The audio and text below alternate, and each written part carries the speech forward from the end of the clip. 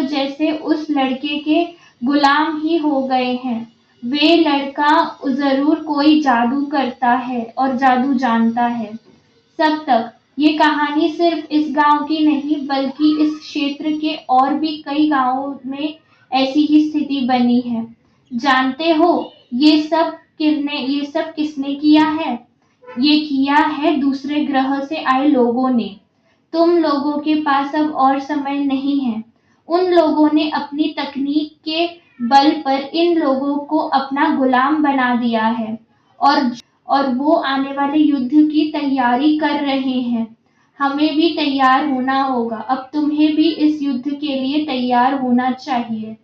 अब भी अगर तुम्हें मेरी बातों पर यकीन नहीं है तो आसपास के और गांवों में जाकर देख सकते हो। यही हालात देखने को मिलेंगे।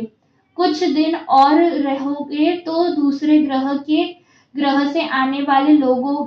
मैं तप करने वाला बंदा हूँ, मैं असत्य नहीं बोलता हूँ। मुझे यहाँ पृथ्वी की रक्षा करने के लिए भेजा गया है और मैं वही कर रहा हूँ। तुम लोग के योद्धा हो, अब भी मेरी बात मान जाओ वरना बहुत देर हो जाएगी। सप्तक जी, हम ऐसा नहीं कह रहे कि आप झूठ बोल रहे हैं, पर हम यह कह रहे हैं कि इन सब काम के लिए हम लायक नहीं हैं।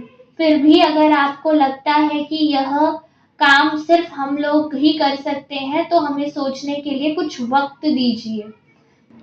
सब तक ठीक है, मैं तुम लोगों को सोचने के लिए 2 दिन का समय देता हूँ, पर सिर्फ 2 दिन, क्योंकि ज्यादा समय नहीं है हमारे पास। समय बहुत कम है और तुम लोगों को इस युद्ध के लिए तैयार होने में भी कुछ समय लगेगा। एक विशेष बात और, अगर तुम लोगों को मेरी बातों पर अब भी जरा सा भी संदेह है तो आज रात को इसी स्थान पर चुपचाप आकर मेरी हर बात की सच्चाई से रूबरू हो सकते हो। अब मैं चलता हूँ। 2 दिन बाद उसी खंडहर पर तुम लोगों का इंतजार करूंगा। इतना कहने के बाद सब तक वहां से चला जाता है और वह 6 लोग अब तक खामोश रहते हैं और एक दूसरे को देखते हुए फिर वहां से चले जाते हैं। उस गांव से कुछ दूर जाने के बाद वे लोग आपस में बात शुरू करते हैं। यश, अनिकेत, तुमने उससे 2 दिन का वक्त क्यों मांगा? क्या तुम उसका काम करना चाहते हो?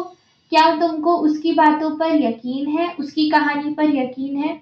अनिकेत, हो सकता है कि उसकी बातों में पूरी सच्चाई